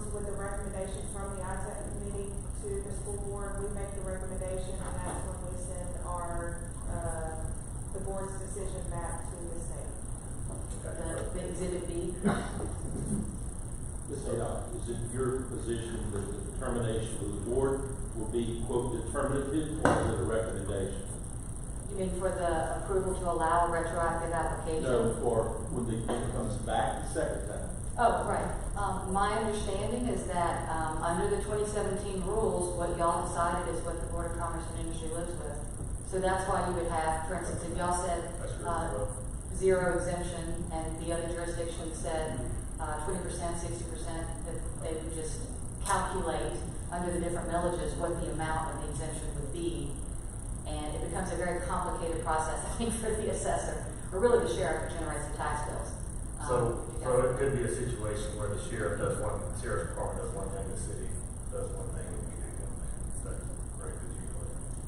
And, you know, I think that part of the reason why the rules were changed in 2018 was that we were getting very divergent opinions from the different jurisdictions, and so it's hard for the companies to figure out, you know, what they would be paying where, who went, and so for a lot of reasons, I think they flipped it back to give y'all the thumbs up or the thumbs down with the straight 80-20.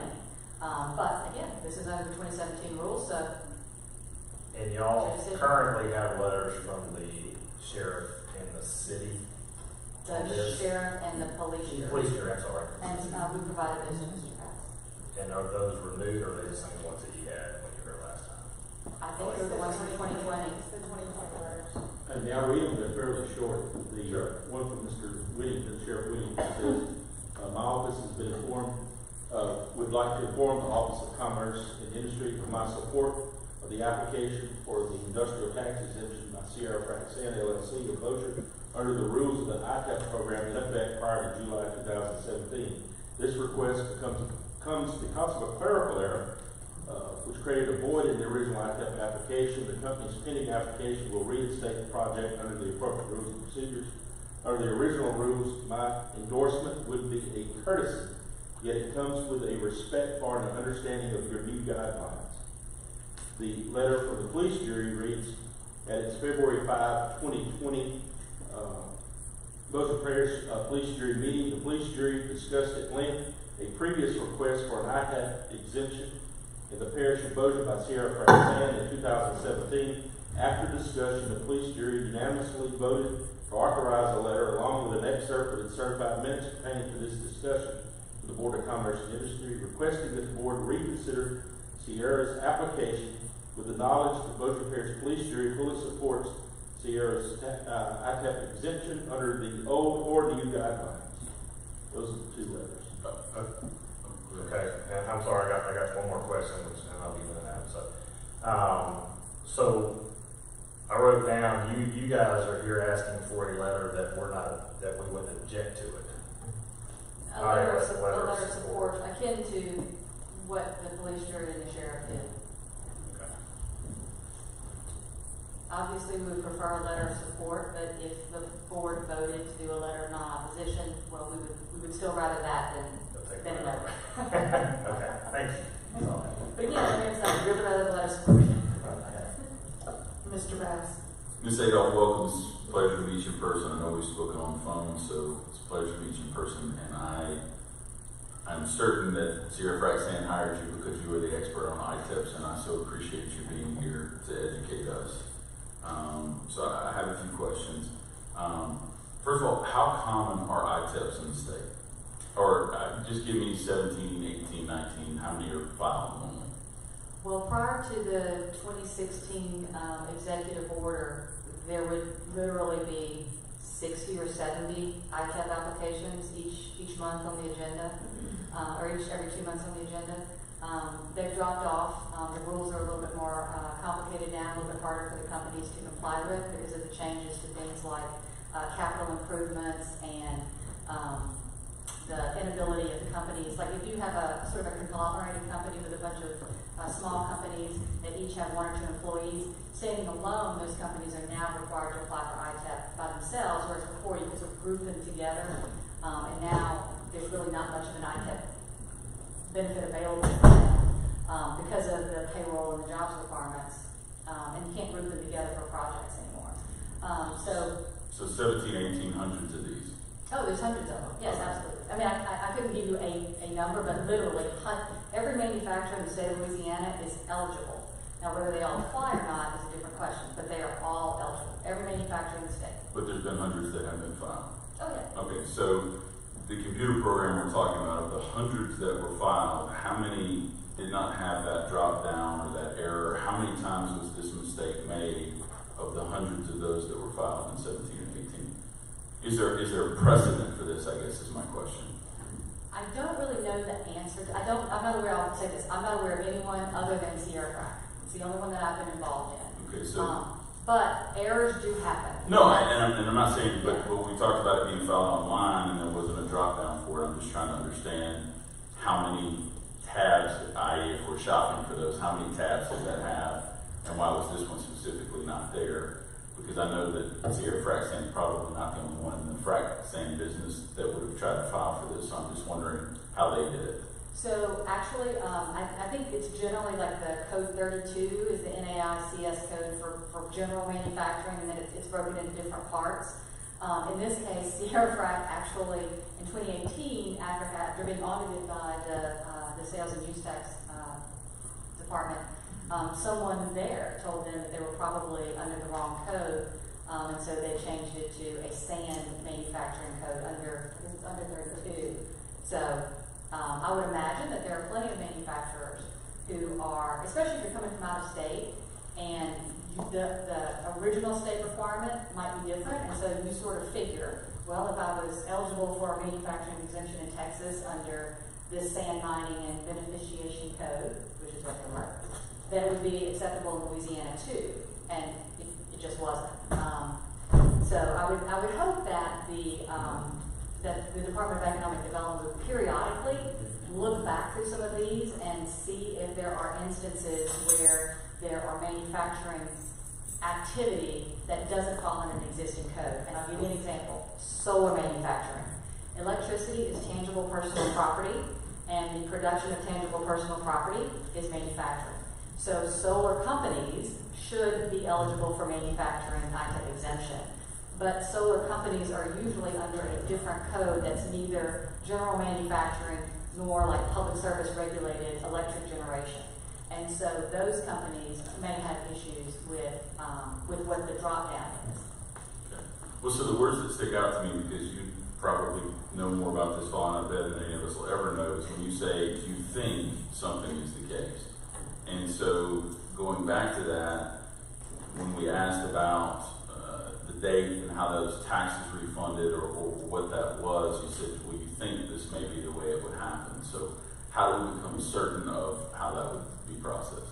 Well, I can only speculate that our 2018 application will be considered at the June BCI meeting because it was timely submitted and all of the information was correctly filled out, and we haven't heard anything back from LED of having any issues or needing any follow-up. So typically when that happens, that means that LED has put it on the agenda, they've gotten all the information that they need, and they are going to recommend it for approval to the Board of Commerce and Industry. Okay, so if I understand the difference between 17 and 18, you get a letter from us and the other two taxing bodies in our parish beforehand saying that they support this moving forward. For 2017, yes. So if we have these three letters. And then 2018, it goes first to them and then comes back to us. Yes, sir, because they're under different rules. The 2017 application would be under the 2017 rules. The 2018 application would be under 2018 rules. And they have different procedures that they go through in terms of timing with the Board of Commerce and Industry and the taxing jurisdictions. So they go in different directions. So in effect, letters of support from us under 2017 rules then would go to them to be approved and would not have to come back to us? No, because the letters would simply be going to Secretary Pearson, asking him to allow a correction of the 2017 application. Once the 2017 application is permitted to be filed, we come back to y'all to ask you to determine the percentage and term of the exemption contract. And what Ms. Bamberg was talking about at that time would be your ITEP committee getting together and making a recommendation to you about what the term and the percentage of exemption would be. At that point, when we get all three of those from the police jury, the sheriff, and you, at that point we go to the Department of Economic Development to put together what's called the CEA, the Cooperative Endeavor Agreement. That's Exhibit A, and it's that agreement that specifies the number of jobs and the payroll that the company will maintain during the term of exemption. So then all of that goes to LED, and then the Board of Commerce and Industry. When LED approves it, then it goes to the Board of Commerce and Industry for approval. The 2018 rules are the opposite. It goes to the Board of Commerce and Industry first, and then comes to you. So we went through a lot of this last year. We tried to help, have special meetings, that kind of thing. You keep referencing the application, and I went back and watched the video just so I could prepare for this of what we discussed last year and be prepared for it. We asked for that application so we could review it and look at it. Do you have a copy of that application that has been filed with LED that we can look at? Yeah, I think I provided it to Mr. Geist. If I didn't, I certainly have it. If you've got it, let's see here. And so that was filed on what day? 2017. The advancement, the first one? No, the application, not the advance, but the application. What date was that filed? For 2017, there was no application. Okay, so there was no application. It's just the advance notification. Because under the rules, you file your advance notification before, under the 2017 rules, before you start construction. When you're completed construction, then you submit an application. Okay, so there never was an application No, actually filed? No, sir, because we never got past the advance notification stage. Okay. Next question.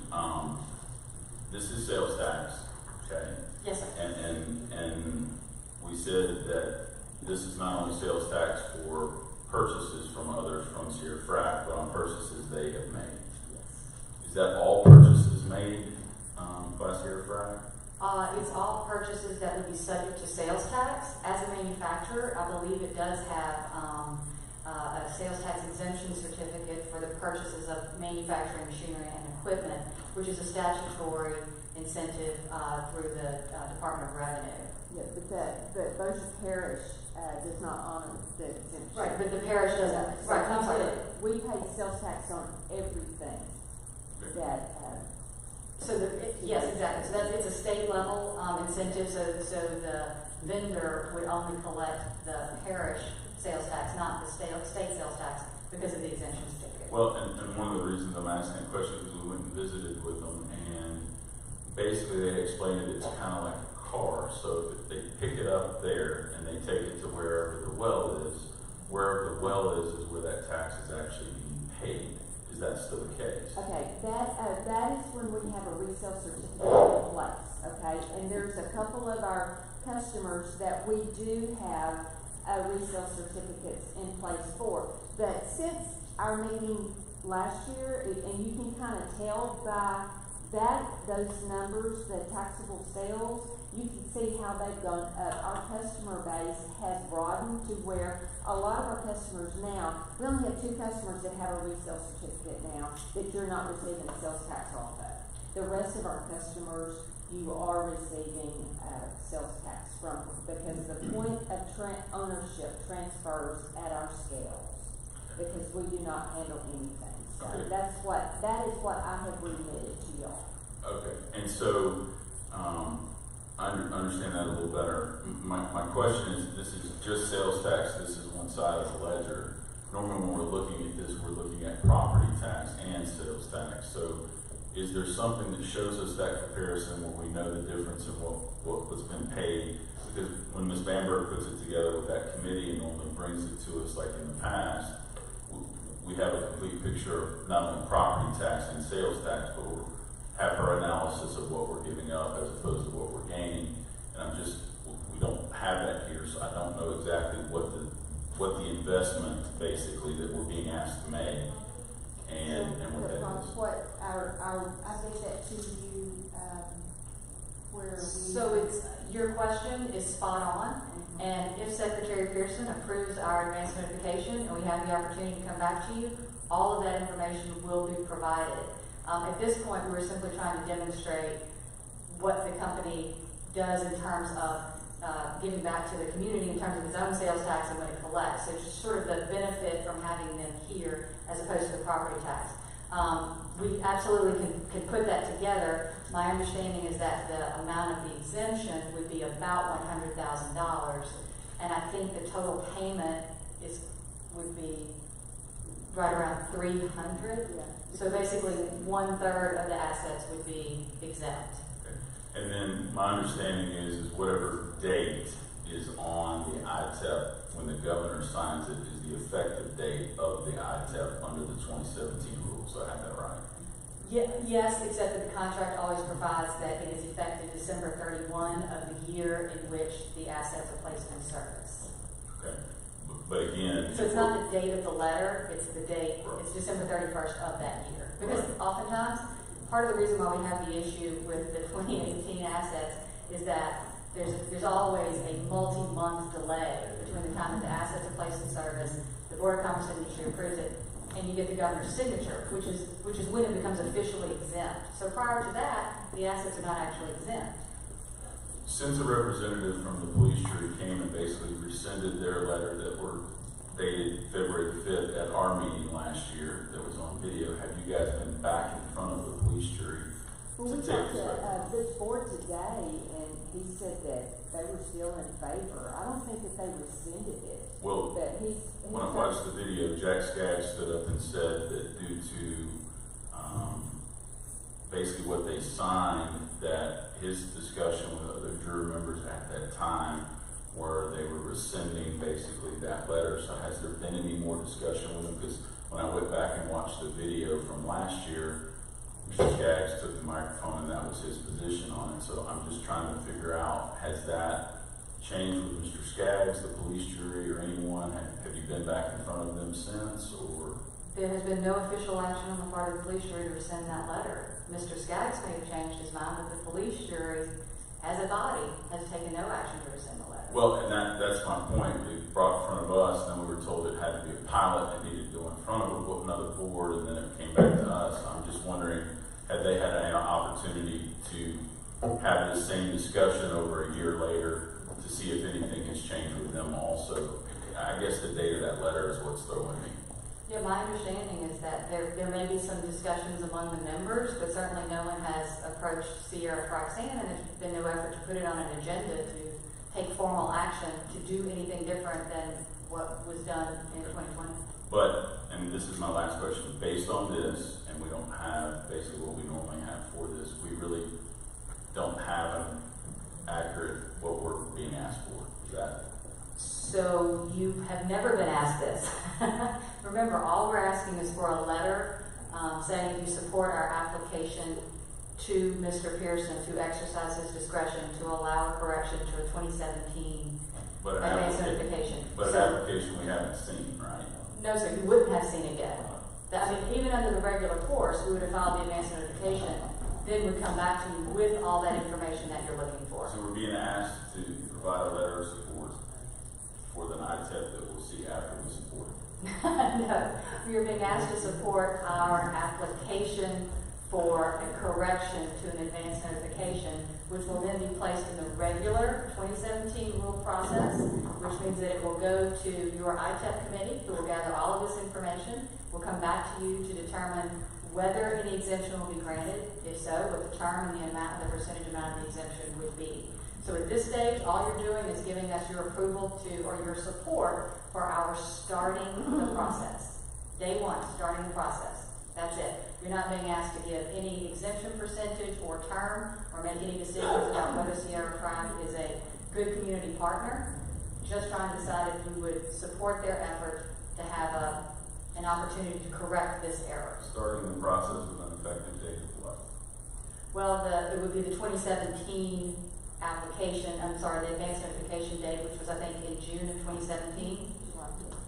Okay, so starting the process with an effective date backdated to the 31st of 17. The July 5th of 2017. Okay, thank you. Mr. Wiggins had a quick question. Mr. Wiggins. Thank you, Madam President. I have a statement rather than a question. First of all, I respect all the opinions voiced here. I implicitly respect and trust and value the advice and guidance given us by Mr. Geist. I've heard the legalists, I've heard the I-tips, the Q-tips, the fingerships, all kinds of things. These people are merely asking for an opportunity, for a chance to see if the man will say yes or no. Other entities said, yes, we're not to follow them. But these people have shown themselves to be friendly, in my personal opinion. Others who have already been granted in this deal are now also showing themselves to be friendly. What's the problem? It's just a chance, an opportunity for them to ask, can we? I don't see the problem. I don't see the most of the questions. Nothing happens if he says no. And if he does say yes, we've got a chance to say yes or no. We still didn't make the decision. What's the problem? Give them a chance. Thank you. Mr. Dean. I'd like to make a motion that we write a letter to the Bossier Parish School Board showing our support for Sierra Sand to the Louisiana Board of Commerce. I second it. Thank you. Okay, we have a motion and a second. Just in full discussion. I would like, you said that you had a letter that you had composed that you would consider. I would like for you to read that before we. I started with one letter, and I have listened intently to what was said, and I have one that I could read with the board's permission. At its May 6, 2021 meeting, the Bossier Parish School Board discussed Sierra 2017 ICAP application. I'm going to add some link. And authorized me to provide you with its position. This letter will be signed by the board president. Many of the board's questions have been answered, yet perhaps others remain. While the board has no objection to considering Sierra's request, it does so with the following understanding, that no taxes paid or paid under protest would be refunded, rebated, or used as an offset, and that should Sierra's 2017 application be allowed, that it would come back to the school board under those guidelines which allow it to definitively approve or deny the exemption. We understand that there's pending litigation, hence our concerns. Should you have any questions relative to our position or need additional information, please do not hesitate to give me a call. So it says that we have no objection to you considering its request to proceed, but it sets out your understanding that we've discussed here tonight. And so that's what I have prepared. Mr. Bullock, you still have a question? Mr. Geis, yes, I would request Mr. Dean modify his motion to stipulate a letter as proposed by our counsel, Mr. Geis. I change the motion where our letter would be under the guidance of Mr. Geis, that we show our support for Sierra Sand to the Louisiana Board of Commerce. Okay. We have a motion by Mr. Dane. We have a second by Mr. Wiggins. Point of clarification. Okay. The motion was for support, a support letter, not a non-objection letter. I mean, just making that, the letter was, we don't have objection to the motion, we have support. I understand Mr. Dean saying that he would accept the letter cleaned up as I read to the board, and Mr. Wiggins seconded that. Okay, just making sure Mr. Dean Yes. accept that. So you have point of clarification, that's 6 years, which is what we think it's going to be based on what our letter is. Do we have an estimate on what you believe that exemption would be? I think it's about $100,000 a year. So about $600,000 worth of exemption over that 6 years. Over the term. Thank you. Okay. So we have a motion by Mr. Dane. We have a second by Mr. Wiggins. Please vote. And Ms. Darby did have to leave. So. Well, we weren't talking about it.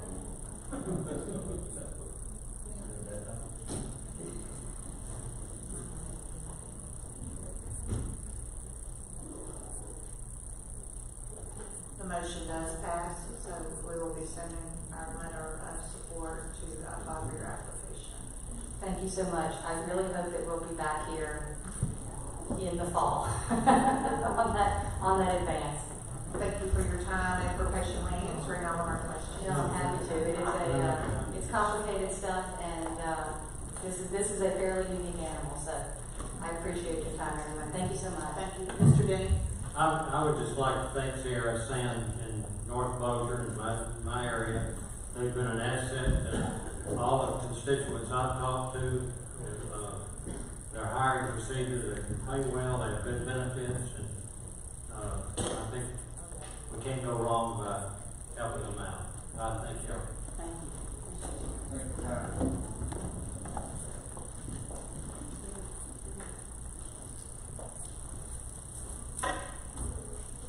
3.05, request approval of trip request. Superintendent Downing, are these in order? These are in order, Madam President. Motion by Mr. Cheatham, second by Ms. Brotherton. Please vote.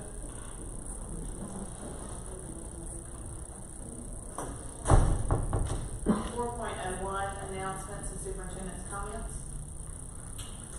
Two announcements, President Smith. Next regular session of the board will be May 13th, next Thursday, 6 p.m. here at the PIC. Bossier Parish High School graduation will be held the week of May 17th through the 22nd. I believe the first one is Benton High School on the 17th, which is a Monday. Correct, Mr. Rowland? Yes, sir. And that's all I know. Thank you. 5.01, adjournment of the regular session of the board. Motion to adjourn. Motion by Mr. Swag, second by Mr. Bullard. Please vote.